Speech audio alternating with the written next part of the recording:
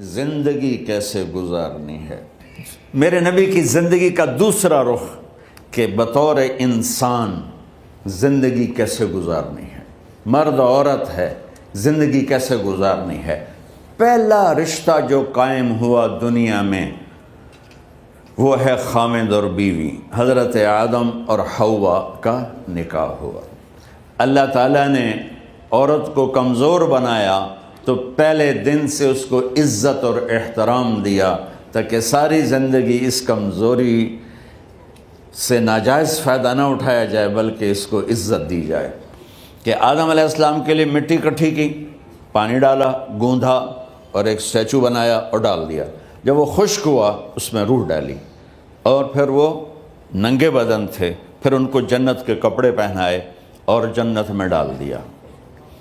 اس کائنات کا حسن بھی عورت سے ہے اور جنت کا حسن بھی عورت سے ہے۔ حضرت آدم علیہ السلام جنت میں، لیکن بابے جی دا دل ہی نہیں لگتا، کلے کلے ہی ٹورے پھر دیں۔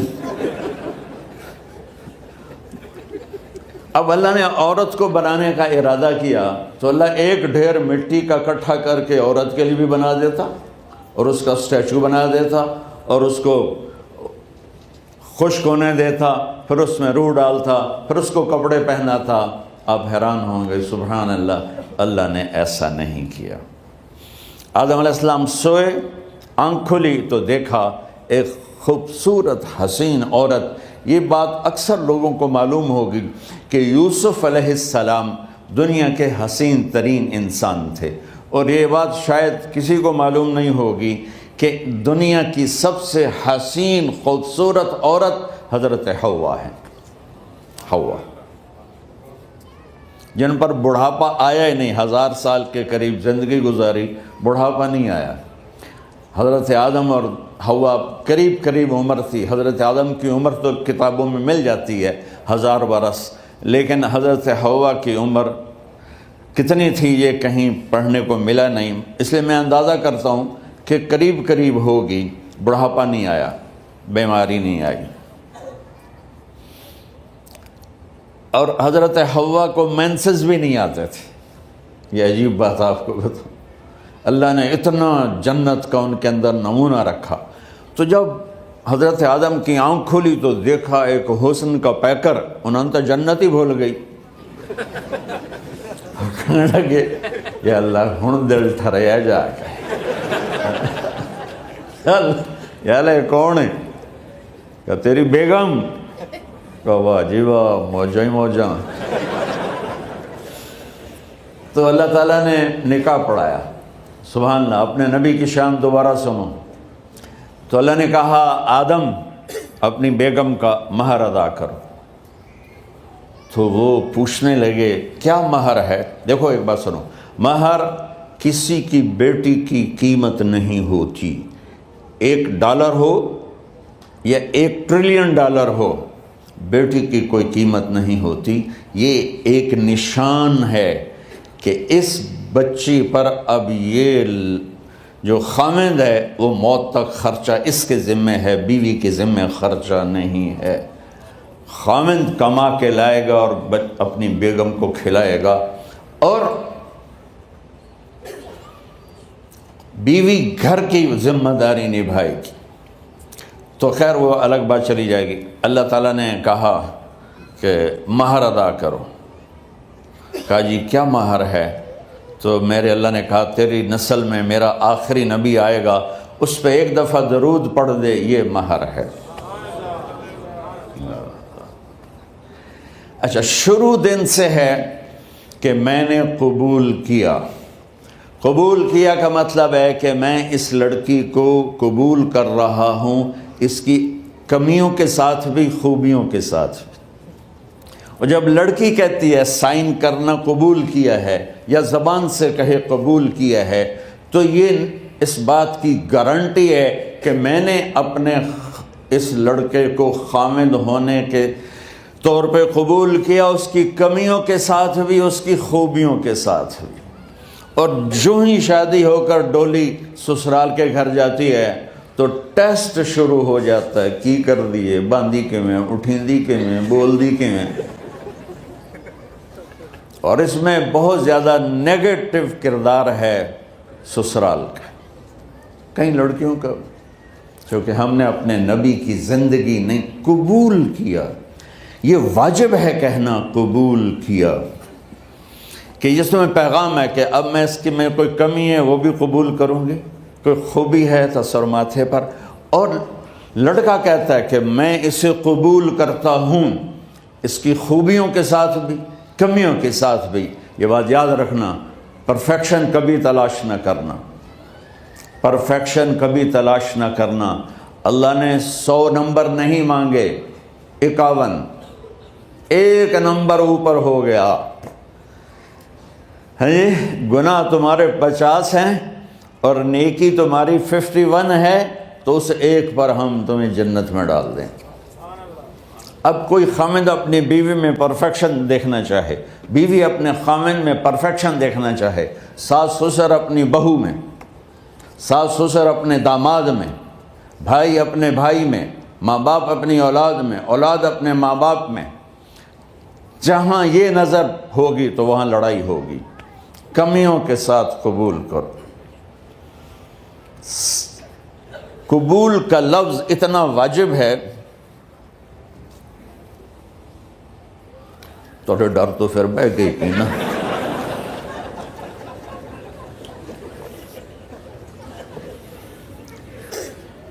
قبول کا لفظ اتنا ضروری ہے کہ اس کے بغیر نکاح ہی نہیں ہوتا۔ میں یہ کئی جگہ لطیفہ سنا چکا ہوں، اور واقعی قصہ بھی ہے، ایسے لطیفہ نہیں ہے۔ میرے دوست ہیں، ذمہ دار ہیں اچھے، تو ان کے گاؤں کا ایک بچہ چھوٹی عمر میں بسوں پہ جا کے نا وہ جاب پہ لگ گیا، تو اس کا کام ہوتا ہے بس کو صاف کرنا، ڈرائیور کو چائے پلانا، اور جہاں کہیں رش ہو تو اس کو ڈائریکشن دینا، استاد جی کٹ لو، استاد جی آن دیو، استاد جی جان دیو، تو یہ اس کا محاورہ بن جاتا ہے۔ اب اس کا نکاح ہوا تو مولانا صاحب نے کہا بھائی عبد الرحمن، میں فرضی نام لے رہا ہوں، نام مجھے اس کا یاد نہیں، عبد الرحمن زینب بنت اسلم نو تیرے نکاح دیتا 500 مہر تو قبول کیتا؟ تھوڑی دیر سوچ کے کہندا جی آن دیو۔ اس نے ساری زندگی آن دیو ہی سیکھا تھا، تو اس کے بھائی نے اس کو نہیں ماری، تو کہنے لگا جی جان دیو۔ مولانا صاحب نے کہا آن دیو جان دیو نال کم نہیں بننا، تو آگا میں قبول کیتا۔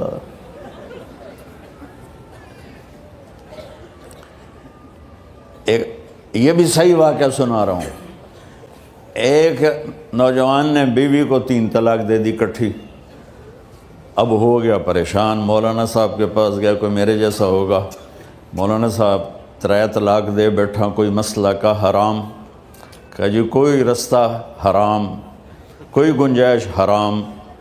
اس نے جیب سے موٹا سا لفافہ نکالا اور مولانا کے جا نماز کے نیچے ڈال دیا کہ مولانا صاحب کوئی گنجائش؟ کہ ہن تو سوچنا ہی پوے کی آکھیا ہی تو اپنی بیگم نو؟ اس آکھیا جی میں آکھیا ہی 3 طلاق، اس آکھیا مبارک ہوئے طلاق نہیں ہوئی۔ میں آکھیا جی او کیویں؟ آکھے او جڑا یہ طلاق ہے عربی دا لفظ، اس سے چاکھنا پمدا ہے طلاق۔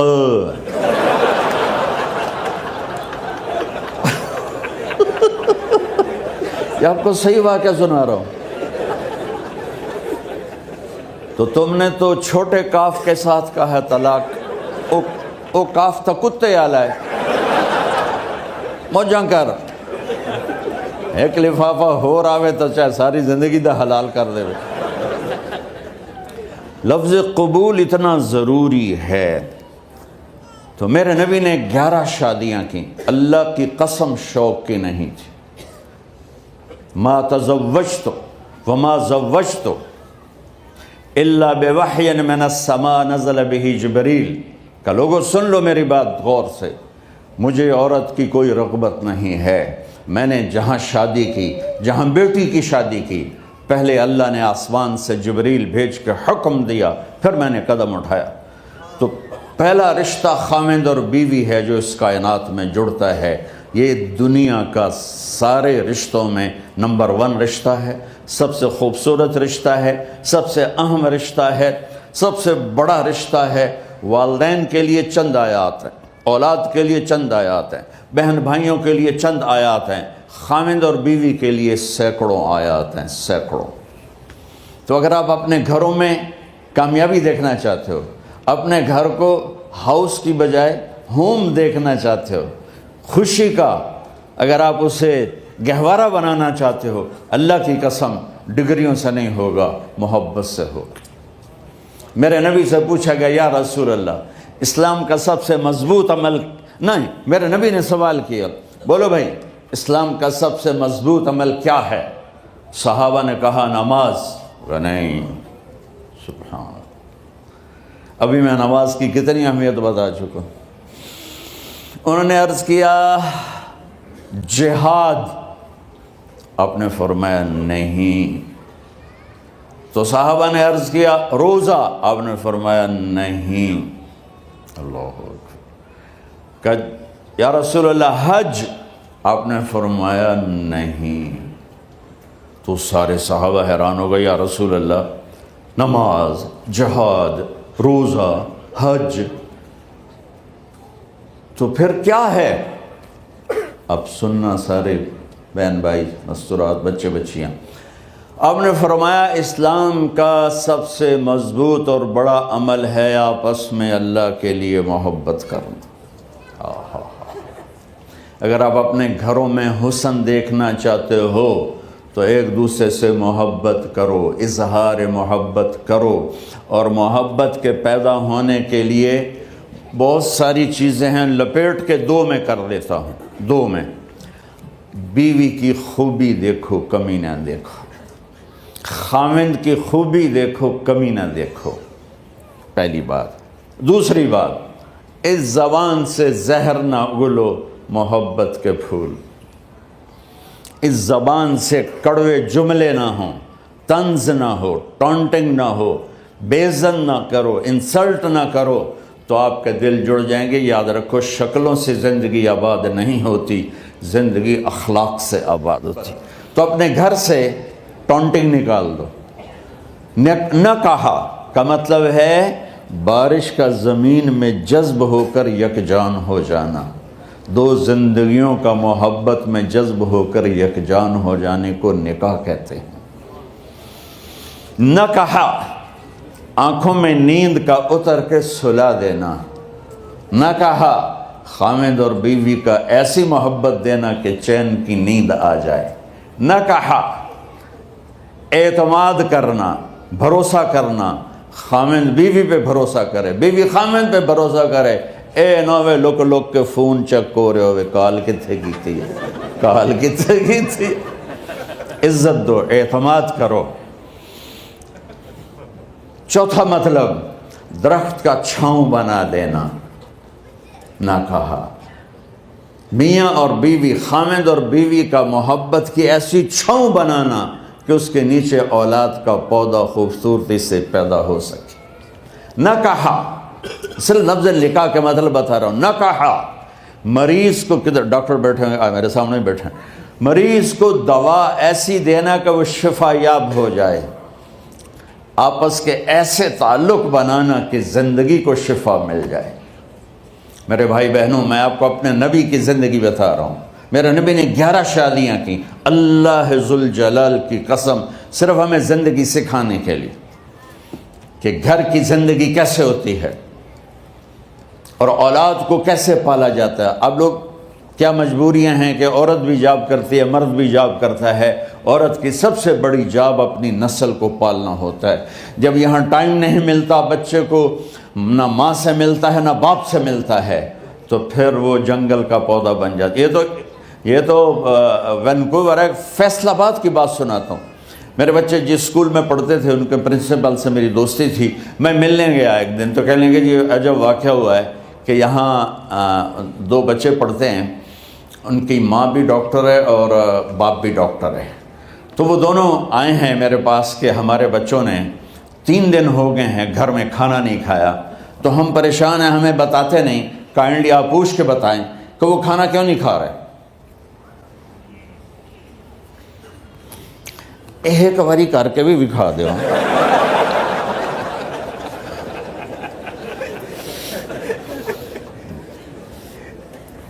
ہمارا دین اتنا خشک نہیں، ہمارے مولوی صاحبان نے زیادہ خشک بنا دیا.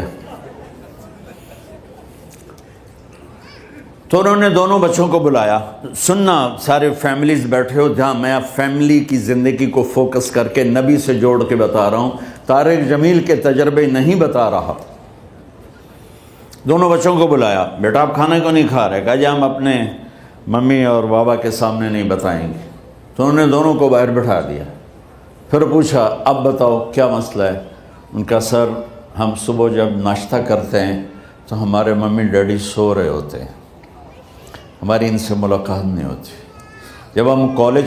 جب ہم اسکول سے واپس آتے ہیں تو ممی ڈیڈی اپنے میڈیکل کالج میں ہوتے ہیں، ہاسپٹل میں ہوتے ہیں، تو ہمیں ان کو دیکھنے کا موقع نہیں ملتا. شام کو جب ہم کھانا کھاتے ہیں تو یہ دونوں اپنے پرائیویٹ کلینک میں ہوتے ہیں، تو ہم ان کو دیکھ نہیں پاتے. پورا ہفتہ گزر جاتا ہے، ہمیں ماں باپ کی شکل نظر نہیں آتی. تو ہم نے اسٹرائک کی ہے کہ ایسے ماں باپ کی روٹی کیا کھانی جو اپنی شکل بھی نہ دکھا سکیں. تو اس لیے ہم نے کہا ہم نے بائیکاٹ کیا ہے، گھر میں نہیں کھانا ہے. تو ایسی لائف مت بناؤ. یہاں ایک بہت بڑا چکر شیطان دیتا ہے، بڑی گاڑی لے لو، $100 کی قسط تو ہے، اور بڑا گھر لے لو، $200 یا $100 کی قسط تو ہے. پھر میاں بھی کام کرے، بیوی بھی کام کرے، جو کہ بڑا گھر باقی رہے، تو خوشیاں تو مٹ گئیں. جو ڈبل جاب کرے گا، پھر ڈبل جاب کرتے ہیں. ڈبل جاب کرنے والا بیچارہ تھکا ہوا ذہن لے کے آتا ہے، وہ کیسے ٹائم دے گا اپنے بچوں کو خوشی کے ساتھ؟ جو ماں جاب کر کے آئے گی پھر کھانا پکائے گی، وہ جب اتنی تھک جائے گی تو اپنے بچوں کو کھلا ٹائم کیسے دے سکے گی؟ پوری کائنات کی ذمہ داری تھی میرے نبی کے سر پر، اور آپ اس کے باوجود روزانہ حسن حسین کے لیے وقت نکالتے تھے. اور انہوں کو آ کر کوئی لیکچر نہیں. دیکھو ماں باپ سے ایک بات کرتا ہوں، لیکچر تھوڑا دو، محبت زیادہ کرو. یہ نہ کرو، یہ کیوں کیا، یہ کرو، یہ کرو، یہ چھوڑ کر صرف سینے سے لگاؤ، صرف محبت دو. کمیوں سمیت بچوں کو قبول کرو، ان کی زندگی تبدیل ہو جائے گی. اتنے بڑے نبی، اتنی بڑی ذمہ داری، اور اتنا درد سینے میں کہ آپ کے سینے سے ایسے ابلنے کی آواز آتی تھی جیسے ہانڈی ابلتی ہے. اس کے باوجود آپ روزانہ کہتے ہیں این اللقا، میرے شرارتی بچے کدھر ہیں؟ تو وہ بھاگے بھاگے آتے. دیکھو میں فزیکل کر کے بتاؤں گا تاکہ آپ کو پتہ چلے زندگی کیسے گزاری. کہ میرے شرارتی بچے کدھر ہیں؟ 7 بر اعظم کی ذمہ داری ہے. اور تھوڑی چھوٹیاں جابن تو تسی کہتے ہو بزی بڑے ہیں، بزی بڑے ہیں. میرے نبی پہ 7 بر اعظم کے انسانوں کی ذمہ داری ہے، اور آخری آنے والے انسان تک کی ذمہ داری ہے. اس سے بڑی جاب کس کی ہوگی کائنات میں؟ اور پھر آپ روزانہ آتے ہیں این اللقا، میرے شرارتی بچے کدھر ہیں؟ تو حسن حسین بھاگے بھاگے آتے. آپ ان کے لیے یوں ہو جاتے تھے، آؤ بھائی میری کمر پہ چڑھ جاؤ. اپنے نبی کی عظمت کو جانو کہ انہوں نے زندگی کیسے سکھائی. چاند کے 2 ٹکڑے کر دینا کوئی معمولی بات ہے، آسمان چیر کے چلے جانا معمولی بات ہے، ایک زندگی سکھا کے جانا سب سے بڑی بات ہے. کتنی اولادیں برباد ہو گئی ماں باپ کی وجہ سے، کتنے گھر اجڑ گئے ساس سسر کی وجہ سے، کتنے گھر اجڑ گئے لڑکی کے بدتمیز ہونے کی وجہ سے، کتنے گھر اجڑ گئے لڑکے کے شرابی اور باہر کی گندگی کی وجہ سے. زندگی سیکھو. یہ اتنے بڑے نبی ہو کر آپ یوں ہو رہے ہیں جیسے میں نے آپ کو کر کے دکھایا. دونوں کو اوپر بٹھا لیتے اور کمرے میں چکر لگاتے تھے، پھر یوں کر کے پوچھتے تمہارا اونٹ کیسا ہے؟ پھر دونوں کو اتار دیتے اور اپنی نواسی زینب، جن کو حضرت علی کی وراثت ملی کس کی؟ علم کی، فصاحت اور بلاغت کی، ان کو کمر پہ بیٹھا لیتے اور اکیلی زینب کو پورے گھر میں چکر لگواتے تھے۔ اور بھی دکھ ہیں زمانے میں محبت کے سوا، راحتیں اور بھی ہیں وصل کی راحت کے سوا، کیا صرف کمانا ہی کام ہے؟ ادھار کی زندگی سے بچو، خوش و خرم رہو، اس کو قسط دینی ہے، یہ قسط دینی ہے، یہ قسط دینی ہے، یہ دینی ہے، سر میں درد نہیں ہوگا تو اور کیا ہوگا؟ تو آپ اتنے بڑے عظیم ہو کر وقت نکال رہے ہیں، اور حضرت ابو ہریرہ فرماتے ہیں میری آنکھوں نے دیکھنا سارے کہ آپ نے کبھی حسن کبھی حسین یہاں جیسے مائیں کرتی ہیں ادھر کھڑا کیا ہوا ہے اور جھولا جھولا رہے ہیں ایسے، اور ان کے دونوں ہاتھ پکڑ کر کہہ رہے ہیں آ جاؤ اوپر آ جاؤ، اوپر آ جاؤ، آگے پہاڑی ہے، اوپر آ جاؤ، آگے پہاڑی ہے، تو ایسے ایسے آتے، اور اوپر آؤ، وہ یہاں آ جاتے، آگے آؤ، وہ یہاں آ جاتے، آگے آؤ، وہ یہاں آ جاتے، تو پھر آپ یوں ہو جاتے، آگے آؤ، تو چڑھتے چڑھتے یہاں آ جاتے، یہاں وہ یہاں آ جاتے، تو آپ ان کے ہاتھ فکس کر کے آگے بڑھ کر ان کے ہونٹوں کا بوسہ لیتے اور کہتے یا اللہ میں ان سے پیار کرتا ہوں، تو بھی ان سے پیار فرما۔ بھائیو اللہ کی قسم، پیسے سونے چاندی سے زندگی میں خوبصورتی نہیں آتی، نبی کی غلامی سے زندگی میں خوبصورتی آتی ہے۔ اتنے بڑے نبی ہیں اور حضرت عائشہ سے کہہ رہے ہیں دوڑ لگائیں۔ یہاں کسی مولانا سے پوچھو اپنی بیوی سے کبھی کہا اس نے کہ دوڑ لگائیں؟ الٹا سوٹا لے آتے کھلو جائے گا۔ عائشہ دوڑ لگائیں، اور واپسی کہاں سے ہو رہی ہے؟ دوڑ کہاں لگ رہی؟ جہاد کے سفر سے واپسی ہو رہی، اور آپ نے اپنے صحابہ سے کہا سب آگے چلے جاؤ۔ جب سارے آگے چلے گئے اور کوئی نظر نہیں آ رہا تو آپ نے کہا عائشہ آؤ دوڑ لگائیں، تو حضرت عائشہ کہتی ہم نے دوڑ لگائی تو میں آگے نکل گئی لیکن ابھی پیچھے رہ گئے۔ کچھ سال گزرے تو پھر ہم سفر سے واپس آ رہے تھے تو آپ نے صحابہ سے فرمایا سب آگے چلے جاؤ، چلے گئے۔ آپ نے کہا عائشہ دوڑ لگائیں؟ جی لگائیں۔ کون دنوں میں ذرا موٹی ہو گئی تھی، تو پھر اللہ کے نبی آگے نکل گئے، میں پیچھے رہ گئی، تو آپ نے کہا عائشہ ہاذہ بتلک، آج تو اور میں برابر